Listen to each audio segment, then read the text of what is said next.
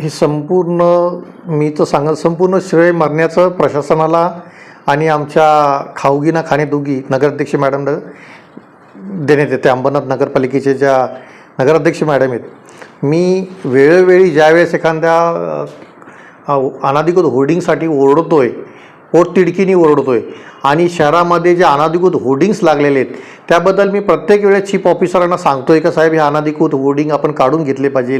ते कोणत्याही पक्षाचं असू द्या, कोणत्याही नागरिकांचे असू द्या, कोणत्या व्यापाऱ्याचे असू द्या, कोणत्याही म्हणजे तिथं पक्षपातीपणा न करता लोकांचा जीव जाण्याची आपण वाट बघतोय का.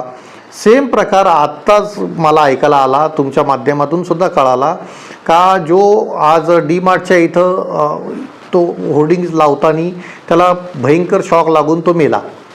ती होर्डिंग कोणाची पाठीमागे तुम्ही बघितलं असाल त्याच्याही पाठीमागे तुम्ही बघत असाल त्याच्या जीबीकीची लागलेली, त्याच्या पुढे क्रोमाची लागलेली आहे. त्या माणसाचा जीव जाण्याची आपण वाट बघत होतो का अंबरनाथ नगरपालिका. तर मी त्यावेळेसही त्यांना सांगितलं होतं आणि प्रशासनाला मी आजही सांगतो, जर प्रशासनाने आज ह्या 2-4 दिवसामध्ये हे होर्डिंग्स काढले नाही तर भला मोठा मोर्चा शिवसेना शहर शाखा अंबरनाथ अरविंद वाळेकर यांच्या नेतृत्वाखाली आम्ही 100% काढू आणि प्रशासनाला याचा जाब विचारू. आणि त्यातही जर प्रशासन ऐकत नसेल तर आम्ही पुढे कलेक्टर ऑफिस आहे, कोर्ट आहे. आणि अंबरनाथच्या नागरिकांना मी सांगेल का आज बघत असाल का 35 ते 40 लाख रुपये देणं आहे कंपन्या, आणि त्याचं जर आपण 5 पट व्याजदर पकडला तर तो मला वाटतं 3 करोडच्या घरात जातोय. तर हे कोणाचं प्रशासनाला, कोण प्रशासन ते कोणाला पाठीशी घालतंय, कोणत्या लोकांना पाठीशी घालतं मला हेच कळत नाही आहे. आज अंबरनाथ सगळ्यात तुम्ही बघितलं असाल शिवाजी चौकामध्ये भले मोठी होर्डिंग्स लागलेले आहेत. आज तुम्ही आमची छाया हॉस्पिटल झालं त्यानंतर तिथे होर्डिंग्स लागलेले आहेत. त्यानंतर तुम्ही महात्मा गांधीमध्ये शाळामधले मुलं सुटतात, एवढं करून सुद्धा त्याच्यावरती अनधिकृत होर्डिंगला कॉन्क्रिटीकरण भरण्याचं काम चालू आहे. तर काय प्रशासनाचे डोळे झाक केलेले आहे का प्रशासनाने. तर हे सगळं प्रशासनाची जिम्मेदारी आहे. आणि माननीय नगराध्यक्ष मॅडमला मी सरळ आरोप करतो का तुम्ही आपल्या नागरिकांचा जीव वाचवला पाहिजे. जर अनधिकृत होर्डिंग्स आहेत कोणत्याही पक्षाचे असतील तर त्यांनी ते त्वरित काढून घेण्यात यावेत, अन्यथा आम्ही याचा प्रशासनाला आणि नगराध्यक्षांना जाब विचारू.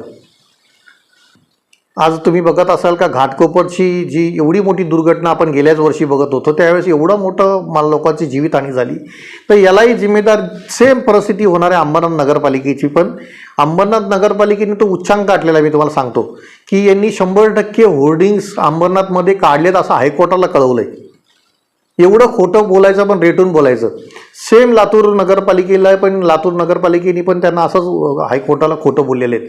आणि जर ही नगरपालिका हायकोर्टाला जर खोटं बोलत असेल तर अंबरनाथच्या नगरसेवकांना आणि अंबरनाथच्या नागरिकांचा त्यांच्यासमोर कोण आहेत. मी हाच प्रश्न आज प्रशासनाला करेल, चीफ ऑफिसर गायकवाड साहेबांना करेल का तुमच्यामुळं आज हा जीव गेलेला आहे, आज प्रशासनामुळं हा जीव गेलेला आहे, नगराध्यक्ष मॅडममुळं हा जीव गेलेला आहे. तर मी त्याला पूर्ण त्यांची जबाबदारी ही प्रशासन आणि नगराध्यक्ष मॅडमची समजतो. ही संपूर्ण जिम्मेदारी प्रशासनाची आहे, त्या ठेकेदाराची आहे. जो कोण जर ही ठेकेदार लिगल आहे तर त्याच्यावर तुम्ही कारवाई झालीच पाहिजे. जर तो अनधिकृत बॅनर आहे तर त्याच्यावरही कारवाई झाली पाहिजे. आम्ही प्रत्येक वेळेस प्रशासनाला जाब विचारतो सभेमध्ये. मला वाटतं 3री-4थी सभा आहे, मी पोटतिडकीने भांडतोय, परंतु कुठलंही प्रशासन त्याच्यावर लक्ष देत नाही आहे. आणि प्रत्येक वेळेस सांगतो का आम्हाला पोलीस बंदोबस्त भेटत नाही आहे. आणि पोलीस बंदोबस्त जरी भेटला तरी आमच्या नगरपालिकेच्या अधिकाऱ्यांना काही गुंड प्रवृत्तीचे लोक त्यांना जाऊन दादागिरी करतात का हा बॅनर माझा आहे, हा काढू नये. तर त्यांच्यावरही मला वाटतं पोलीस स्टेशनमध्ये त्यांनी कारवाई करावी.